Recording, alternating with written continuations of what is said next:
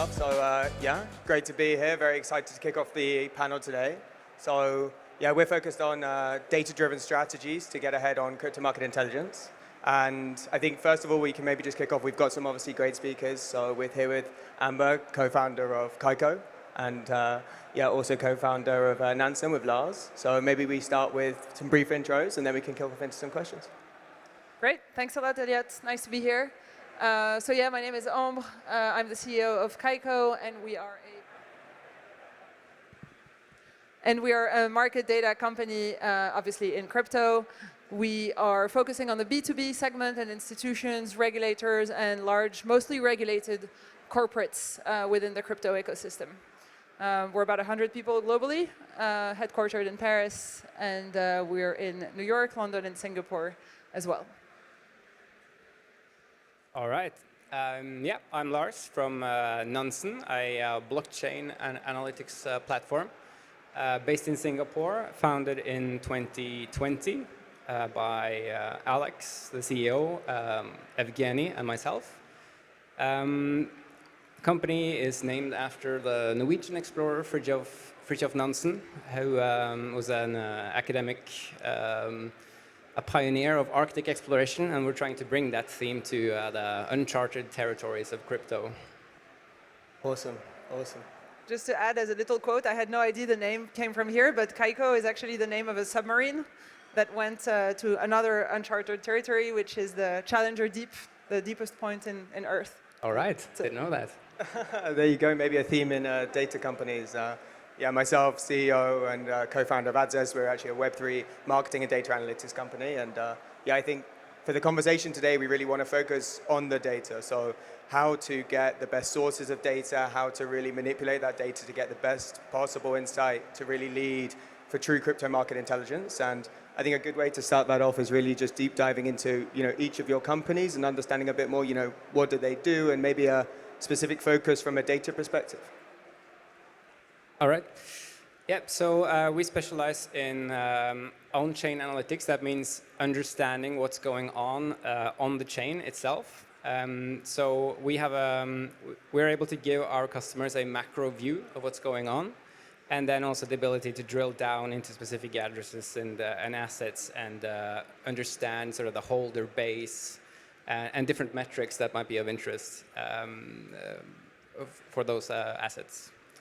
And we specialize in labeling. We analyze the addresses to build, we give them labels, we attribute them to exchanges and other entities. That gives a layer of information that you wouldn't find at other places. And we focus more on the financial market data side of things. So we source market data from two different places. One of them is centralized cryptocurrency exchanges, usual suspects, Coinbase, Kraken, Binance, etc. And also from DeFi applications. So we're running also some blockchain nodes in order to extract financial market data from DEXs mainly, and also lending and borrowing protocols. But we're really focused on the actual market data, stuff such as for centralized trading venues, order books, and executed transactions. And when it comes to DeFi protocols, liquidity pools, and executed transactions too.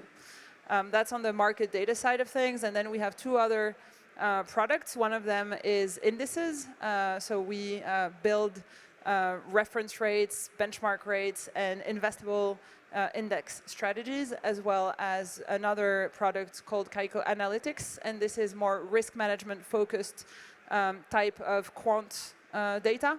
So stuff such as implied volatility surfaces, value at risk models, etc. Awesome, and I think kind of a good example there of how it's kind of a cross-section of direct on-chain pricing data and kind of getting different angles as to how you can get to the crypto market intelligence view. I think understanding that you've got kind of like institutional use cases here and people that are interested from that side, but maybe also kind of more from a personal investment standpoint.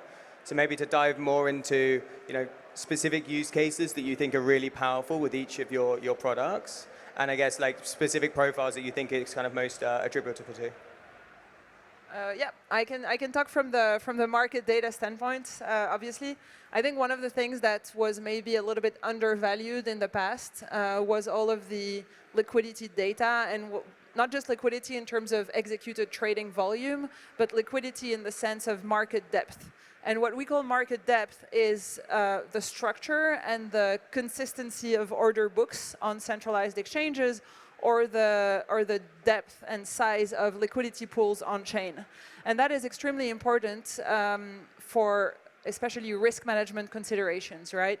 One of the big learnings from last year after the whole kind of FTX shenanigans was really that if the value of your position is only worth what you can liquidate it for, and that we tended in the crypto industry, that's just an observation, I'm not making a generalization, but there's been a tendency to look at the value of a portfolio by looking at the number of tokens multiplied by whatever price you could see online and just calculating a net worth of your portfolio.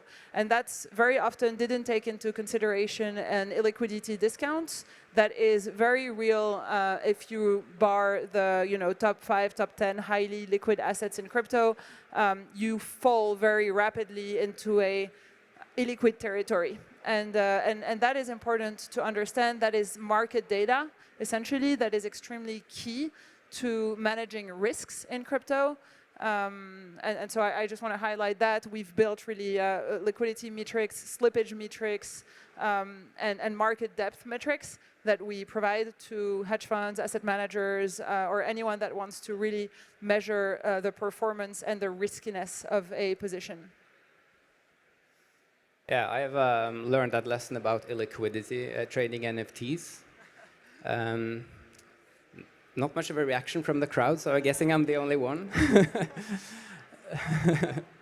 But yeah. I'm sure there's quite a few here. Yeah. All right.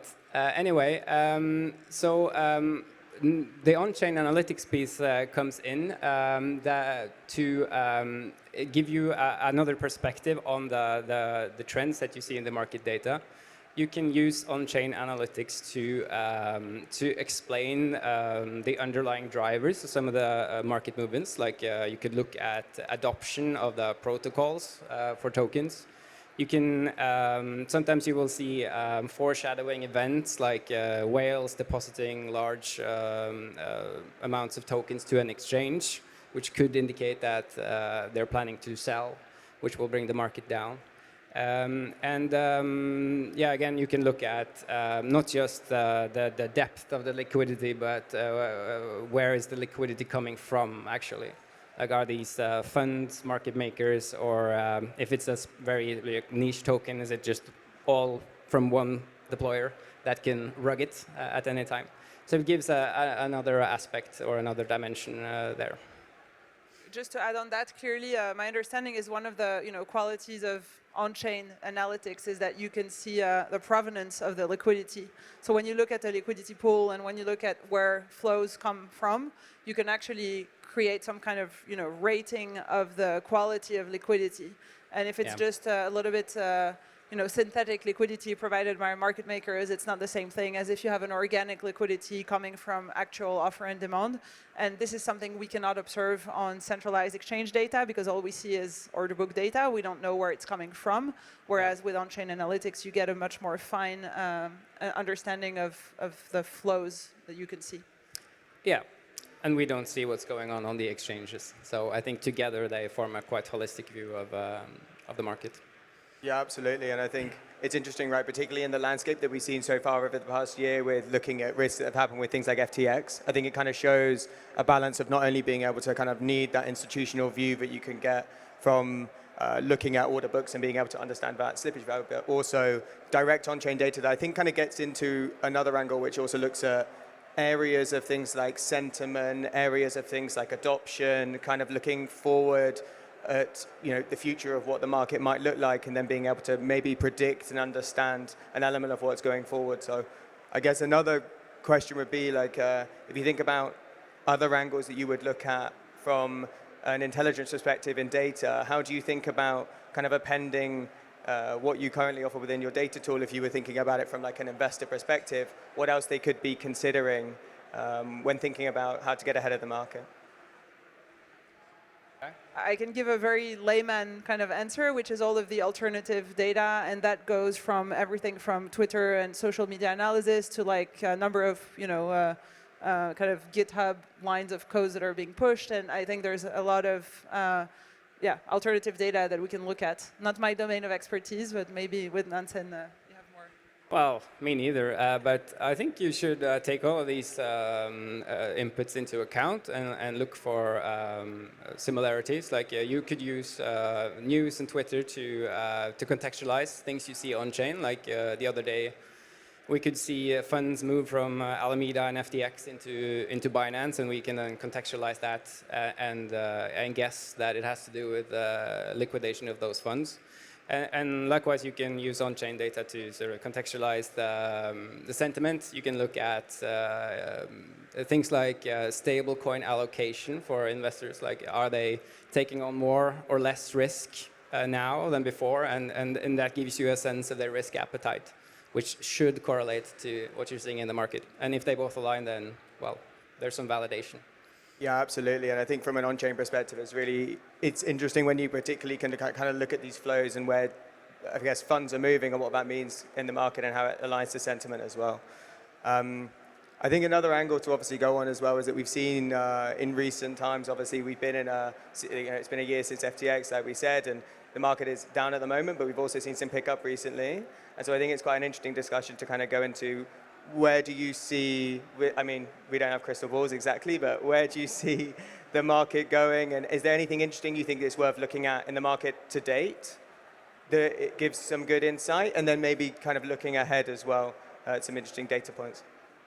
You can want to go on this one? You stole my line. I was going to say I don't have a crystal ball, but no, I think one of the, from a market data standpoint, one of the things clearly to monitor closely is volume. I think what we've seen when prices stopped crashing earlier this year is people started saying, oh, you know, we're finally over, the crisis is starting to stop, we're going to see a kind of consolidation now, we're reached floor prices, etc. I think that's looking at prices is great. Looking at volume is extremely important. It's important to highlight that in 2023, liquidity on exchanges have been as shallow as ever. We've seen very, very thin liquidity and market depth. And so I think that as far as market data is concerned, one of the biggest drivers that are going to prove that things are picking up for the better is a combination of price, not some kind of crazy price surge, but price moving into healthier territories combined with an increase in volume. And I think that is what I would say is going to be the key indicator to say, okay, things are now, you know, finally picking up. Yeah. I also don't have a crystal ball with me. It's very hard to predict where the crypto market goes, and it's you have things that pop up all the time that no one could see coming, like NFTs. I don't think that was sort of anticipated. But I think it's interesting to just watch it unfold. I mean, we can talk about tokenization and gaming and things like SocialFi. But if you just keep your finger on the pulse, you look at the macro data, you see where the activity is going, you see what protocols are being used, you will discover interesting things like the friend tech wave. It wasn't predicted, but you could definitely see it gain a lot of traction very quickly. So I think, yeah, it's hard to predict, but it's very interesting to watch unfold. And I think maybe just to add a bit of kind of positivity or touch for the outlook at 2024, there's a couple of good news in the pipe, right? So there's obviously the Bitcoin halving, and if you look at prices historically, there's always been kind of bull markets starting at or around the halving. It's like 4-year cycle, and this is happening mid next year. So I think that's a positive coming out from the industry. The second thing is all the ETF news and the regulation finally formed for us. That was a big win of this year. We're working now extensively with leading regulators in the US and in Europe. And they really do know what they're talking about, and they understand the asset class now better than ever. And so I think 2024 hopefully will be a year where things get a little bit out of the toxic territory that we've entered late 2022 and into a more regulatory, compliant, positive, virtuous circle for crypto. Can I add one thing? There's something I haven't really heard much talk about here at the conference so far, but account abstraction. It's coming to Ethereum, which has the power to really unlock a new wave of retail adoption, getting rid of the seed phrase for users, which could have big consequences, and something that I'm personally very excited about and interested in seeing how will play out.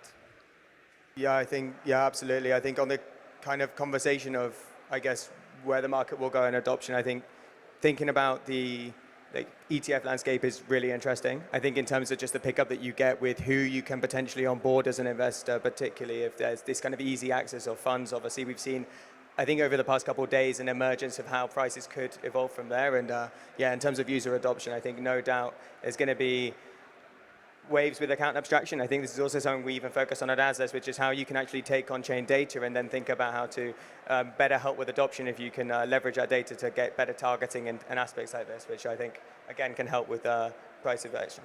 And actually, I really like that you mentioned account abstraction. I think we should not forget that creating financial products on top of crypto without having a more solid, robust actual use cases and user base is dangerous. I think that's one of the deviants of 2022 was a very high financiarization of crypto to a point where we've almost ripped out blockchain out of crypto in some way. We were trading the asset class without really knowing what the asset class was about, and it is about contract execution in a decentralized, transparent, secure fashion. It is about then onboarding more retail people on Ethereum or other blockchains, and it is about industrial applications. And that will be the underlying driver of then, obviously, financial products layered on top of crypto.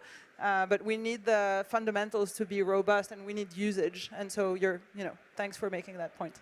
Yeah, and that's actually when I think it's a very exciting time to be part of the space as well, because whenever you are in these, we're in a bear market at the moment, the market is kind of down relatively, but actually what that's meant is that we've had people building, and it feels generally across the industry that we're getting to the point now where we have the right infrastructure in place across the different chains with the layer 2s, and now it gets onto more consumer crypto, right? How can we actually begin to have these use cases that bring on bigger adoption with the right infrastructure in place? Great stuff. It's true as well on the institutional side, like the whole growth of the discussions around real-world asset tokenization is a bit, I would say, the institutional parallel to seamless onboarding and account abstraction in some way. It's about using the technology. And NFTs? And I'm not NFTs as a concept, right? As a non-fungible token, something that needs to be uniquely characterized is very powerful. I've never bought, art NFTs. We can talk about that after. Yeah, if you need some tips. I'm not buying your liquid NFTs. Okay. Yeah, one thought I thought would be good to finish on would be, obviously, we can look not only kind of ahead at the data perspective in the market, but actually just how in the future do we think we'll get to the best intelligence? And obviously looking ahead at tools like yourselves, there's amazing technologies that I know you'll be implementing around kind of AI, ML, and other areas that could help get the best intelligence going forward. So I was interested to get your perspectives on, broadly, where do you see the market going in the future to kind of get the best intelligence going forward?